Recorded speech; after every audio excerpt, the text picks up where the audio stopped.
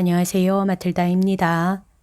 오늘도 이어서 하느님이시요 사람이신 그리스도의 시 읽어드리겠습니다. 공생활 둘째 해 91장 출혈증에 걸린 여자와 야이로의 딸. 내가 기진맥진하고 걱정을 하면서 기도하고 있는데 그러니까 나 자신으로서 이런 것을 생각하기에는 가장 나쁜 조건 중에서 환상이 나타났다. 그러나 육체적 정신적 피로와 근심 걱정은 내 예수님이 나타나시자마자 사라졌다. 그래서 글을 쓴다. 예수께서는 호숫가를 따라 나 있는 해가 쨍쨍 내리쬐고 먼지가 많은 길에 계시다. 예수께서는 많은 군중에 둘러싸이셔서 마을을 향하여 가신다. 군중은 분명히 예수를 기다리고 있었던 모양으로 예수께서 지나가실 수 있도록 제자들이 팔을 휘두르고 어깨로 밀고 하여도 그리고 군중을 좀 비키게 하려고 소리소리 질러도 예수 주위로 밀려든다. 그러나 예수께서는 이렇게 떼미는데도 태연하시다. 당신을 애워싸고 있는 군중보다 머리 하나는 더 크신 예수께서는 군중이 당신 둘레로 밀려드는데도 부드러운 미소를 띠고 내려다 보시며 인사에 답례하시고 어른들의 무리를 교묘히 빠져나와 당신께 가까이 오는데 성공한 어떤 어린이를 쓰다듬어 주시고 만져달라고 어머니들이 사람들의 머리 위로 들어올리는 어린아이들의 머리에 손을 얹어 주신다. 예수가 아닌 다른 어떤 사람도 실증을 낼 그 모든 소란과 끊임없는 혼란 가운데를 천천히 참을성 있게 걸어가신다. 어떤 남자의 목소리가 비켜요 비켜 하고 외친다.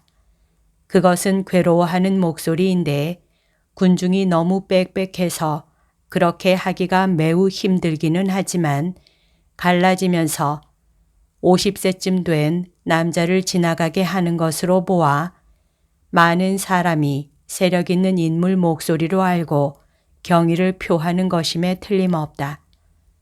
그 사람은 길고 헐렁한 옷을 입었고 머리에는 흰 머리수건을 감았는데 그 자락들이 얼굴과 목을 따라 늘어져 있다. 그 사람은 예수 앞에 이르러 그 발 앞에 엎드려 말한다. 아이고 선생님, 왜 이렇게 오랫동안 딴 데 가 계셨습니까? 제 어린 딸이 병이 대단히 중합니다. 아무도 그 애 병을 고치지 못합니다. 선생님만이 제 희망이시고 아이 어미의 희망이십니다. 선생님 오십시오. 저는 선생님을 무한히 고민하며 기다렸습니다. 오십시오. 즉시 오세요. 제 외딸이 죽어가고 있습니다. 그러면서 운다. 예수께서는 눈물을 흘리는 그 사람의 머리에 흐느낌으로 흔들리는 숙인 머리에 손을 얹으시고 대답하신다. 울지 말고 믿음을 가지세요. 선생의 딸은 죽지 않습니다. 그의 곁으로 갑시다. 일어나십시오. 갑시다. 예수께서 이 마지막 두 마디는 명령하는 말투로 말씀하신다. 맨 처음에는 위로자로 말씀하셨으나 지금은 지배자로 말씀하신다. 그들은 다시 걷기 시작한다. 예수 곁에는 울고 있는 아이 아버지가 있는데 예수께서는 그의 손을 잡고 가신다. 흐느낌이 더 심해져서 가엾은 사람의 몸이 흔들릴 때에는 예수께서 그를 내려다 보시며 손을 꼭 쥐어 주시는 것이 보인다. 예수께서는 다른 일은 아무것도 하지 않으신다. 그러나 한 영혼이 예수께 이런 대접을 받는다는 것을 느낄 때 얼마나 큰 힘이 그에게로 흘러 들어가겠는가. 전에는 아이 아버지가 있는 자리에 야고보가 있었다. 그러나 예수께서는 가엾은 아버지에게 자리를 양보하게 하셨다. 베드로가 다른 쪽에 있고 요한이 베드로 곁에 있는데 요한은 베드로와 함께 군중에 대하여 장벽을 만들려고 애쓴다. 그리고 다른 쪽에서는 울고 있는 아이 아버지 곁에서 야고보와 가룟 사람이 그렇게 한다. 다른 사도들은 더러는 예수 앞에, 더러는 뒤에 있다. 그러나 사도가 더 많이 있어야 할 것이다. 특히 뒤에 있는 세 사람은 그 가운데 마테오가 보이는데 살아있는 벽을 막을 수가 없다. 그러나 이들이 너무 크게 소리를 지르고 자칫하면 조심성 없는 군중에게 욕을 하려고 할 때는 예수께서 머리를 돌리시고 조용히 말씀하신다. 내 사람들인 이 약자들을 가만 내버려 두어라 하고 그러나 어떤 순간에는 갑자기 돌아서시며 아이 아버지의 손을 놓으시고 걸음을 멈추신다. 머리만 돌리시는 것이 아니라 완전히 돌아서신다. 예수께서는 한층 더 키가 커 보이신다. 그것은 왕의 태도를 취하셨기 때문이다. 엄하게 따지는 듯한 얼굴과 눈길로 군중을 유심히 살피신다. 예수의 눈은 섬광을 발하지만 그것은 냉혹을 나타내지 않고 위엄을 나타낸다. 누가 나를 만졌느냐 하고 물으신다. 아무도 대답하지 않는다. 다시 말하지만 누가 나를 만졌느냐 하고 예수께서 재차 물으신다. 선생님 하고 제자들이 대답한다. 얼마나 많은 군중이 사방에서 선생님께로 밀려드는지 보지 못하십니까? 저희가 아무리 애를 써도 모두 선생님을 건드립니다. 누가 기적을 얻으려고 나를 만졌는지 묻는 것이다. 어떤 사람이 믿음을 가지고 기적을 청했기 때문에 기적의 능력이 내게서 나가는 것을 느꼈다. 그 사람이 누구냐? 예수께서 말씀하시는 동안 그분의 눈은 40살쯤 된 작은 여인을 두세 번 내려다 보신다. 매우 초라한 옷을 입고 주름살이 많은 여인인데 군중 속으로 사라져서 혼잡한 가운데로 몸을 숨기려고 애쓴다. 그 눈이 그 여인을 뜨겁게 하는 모양이어서 도망할 수 없다는 것을 알아차리고 앞으로 돌아와 얼굴을 거의 먼지에 박고 예수의 발 앞에 엎드려 손을 앞으로 내민다. 그러나 감히 예수를 만지지는 못한다. 용서하십시오. 제가 그랬습니다. 저는 병이 있었습니다. 병든 지가 12년이나 됩니다. 모든 사람이 저를 피합니다. 남편은 저를 버렸습니다. 사람들이 저를 명예가 손상된 여자로 보지 않게 하려고 다른 모든 사람들처럼 살기 위해서 제 재산을 전부 써버렸습니다. 그러나 아무도 제 병을 고치지 못했습니다. 선생님, 아시겠습니까? 저는 나이보다 더 늙었습니다. 제 기운은 고칠 수 없는 이 하혈로 빠져나갔고 기운과 더불어 제 평화도 빠져나갔습니다. 저는 선생님이 친절하시다는 말을 들었습니다. 그 말을 제게 해준 사람은 선생님이 문둥병을 고쳐주신 사람인데 오랜 세월을 두고 모든 사람이 그를 피하는 것을 보았기 때문에 제게 불쾌감을 느끼지 않았습니다. 저는 그 말씀을 감히 먼저 드리지 못했습니다. 용서해 주십시오. 저는 선생님을 만지면 병이 나으리라고 생각했습니다. 그러나 저는 선생님을 부정하게 하지는 않았습니다. 저는 선생님의 옷 가장자리를 땅의 더러운 것들 위에 끌리는 자리를 그저 살짝 건드렸을 뿐입니다. 저도 먼지입니다. 그러나 저는 병이 나았습니다. 선생님은 찬미 받으십시오. 제가 선생님의 옷을 만지는 순간 제 병이 멎었습니다. 저는 다시 다른 모든 여인들과 같이 되었습니다. 제 남편과 아이들과 부모님이 저와 같이 있을 수 있고 저는 그들을 애무할 수 있게 되었습니다. 저는 집에서 쓸모 있는 사람이 될 것입니다. 착한 선생님인 예수님 고맙습니다.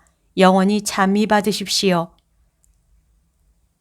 예수께서는 그 여인을 한없이 인자하게 내려다 보신다. 그리고 그에게 미소를 보내시며 말씀하신다. 내 딸이여 평안히 가시오.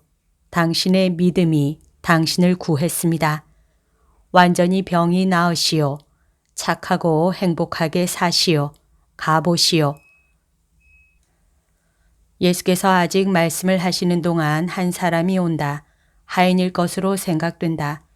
그는 그동안 줄곧 공손한 태도로 있었으나 마치 인걸불에 올라앉은 것처럼 괴로운 태도로 있던 아이 아버지에게 말한다. 따님이 죽었으니 선생님을 이 이상 귀찮게 해드려도 소용없습니다. 따님은 숨을 거두었고 벌써 여인들이 곡을 합니다.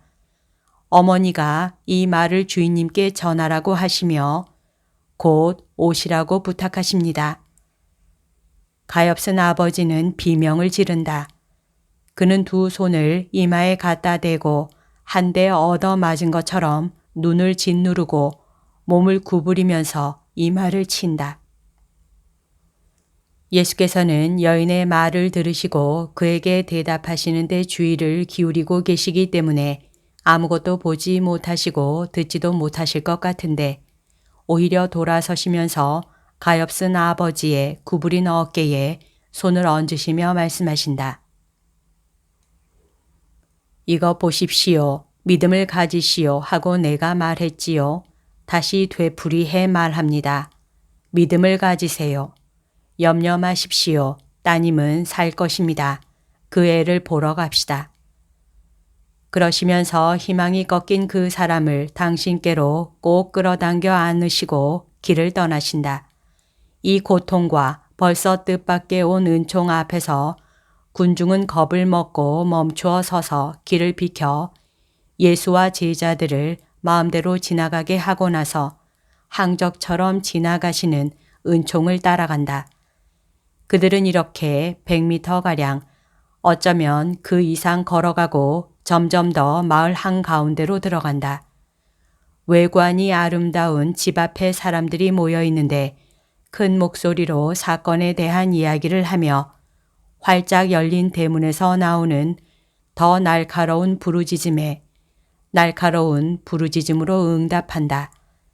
그것은 고정된 한 음으로 쭉 계속되는 높고 날카로운 부르짖음인데 단독으로 올라가는 더 날카로운 목소리로 인도되는 것 같았으며 그 목소리에는 더 약한 한 무더기의 목소리가 응답하고 그러고는 더 우렁찬 목소리가 일제히 들려왔다. 그것은 건강한 사람도 죽게 할 정도의 소음이다. 예수께서는 제자들에게 출입문 앞에 그대로 있으라고 명령하시고 베드로와 요한과 야고보를 당신께로 부르신다. 예수께서는 눈물을 흘리고 있는 아이 아버지의 팔을 여전히 꼭 끼신 채 세 제자와 같이 집 안으로 들어가신다. 예수께서는 이렇게 팔을 꼭 끼심으로 당신이 아이 아버지를 행복하게 하려고 거기에 오셨다는 확신을 그에게 불어넣고자 하시는 것 같다. 공녀, 나는 아우성치는 여자들이라고 부르고 싶다. 공녀들은 가장과 선생님을 보고 더 큰 소리로 부르짖는다. 그 여자들은 손뼉을 치고 긴 북을 두드리고 트라이앵글을 울린다. 그리고 이 반주에 맞추어서 곡을 한다. 조용히 하시오 하고 예수께서 말씀하신다. 울 필요 없소. 소녀는 죽지 않고 잠을 자고 있소. 여자들은 소녀가 틀림없이 죽었다는 것을 나타내기 위하여 더 크게 소리를 지르고 어떤 여자들은 땅에 뒹굴고 자기들 몸을 핥히고 머리를 쥐어뜯는다. 혹은 오히려 하는 채 한다. 악사들과 친구들은 예수의 착각을 보고 머리를 흔든다. 머리를 흔든다. 그들은 예수께서 착각하시는 것으로 생각하고 있다. 그러나 예수께서는 조용하시오 하는 말씀을 거듭하시는데 어떻게나 힘차게 말씀하셨던지 소란이 완전히 멎지는 않았어도 웅성거리는 소리로 변하였고 예수께서는 앞으로 나아가신다. 예수께서는 작은 방으로 들어가신다. 침대에는 죽은 소녀가 누워있다. 야위고 창백한 얼굴로 벌써 수의를 입고 누워있고 머리는 정성 들여 빗겨져 있다. 어머니는 작은 침대 곁 오른쪽에서 울면서 죽은 딸의 밀랍색의 작은 손에 입맞춤한다. 예수께서는 이 순간의 예수님은 정말 아름다우시다. 이렇게 아름다운 예수를 뵌 적이 별로 없을 정도이다. 예수께서는 열의를 가지고 가까이 가신다. 어떻게나 서둘러 작은 침대 쪽으로 가시는지 날아서 방바닥 위로 미끄러져 가시는 것 같다. 세 사도는 구경꾼들의 면전에서 문을 닫고 문에 기대어 서 있다. 아버지는 침대 발치에 머물러 있다. 예수께서는 침대 왼쪽으로 가셔서 왼손을 내밀어 죽은 소녀의 작은 손을 잡으시니 손은 반응 없이 그대로 잡힌다. 나는 똑똑히 보았다. 예수의 왼손이었고 소녀의 왼손이었다. 예수께서는 오른 팔을 드시고 손을 펴서 어깨 높이까지 올리셨다가 맹세를 하거나 명령을 하는 사람처럼 팔을 내리시고 말씀하신다. 소녀야, 내가 너에게 명하니 일어나라. 예수와 죽은 소녀를 빼놓고는 모두가 불안한 상태에 있는 일순간이 지나간다. 사도들은 더 잘 보려고 목을 느린다. 아버지와 어머니는 서글픈 눈으로 딸을 들여다본다. 한순간, 그러더니 한숨이 죽은 소녀의 가슴을 부풀어 올린다. 엷은 빛깔이 밀랍색 얼굴에 올라와서 죽음의 낯빛깔을 사라지게 한다. 마치 소녀가 아름다운 꿈을 꾸는 것과 같이 아직 눈이 떠지기도 전에 창백한 입술에 미소가 나타난다. 예수께서는 여전히 소녀의 손을 잡고 계시다. 소녀는 조용히 눈을 뜨고 마치 잠에서 깬 것처럼 주위를 휘둘러 본다. 소녀는 우선 찬란한 눈으로 자기를 똑바로 들여다보시며 그에게 미소를 보내시어 용기를 주시는 예수를 보고 미소를 예수께 보낸다. 일어나라 하고 예수께서 거듭 말씀하신다.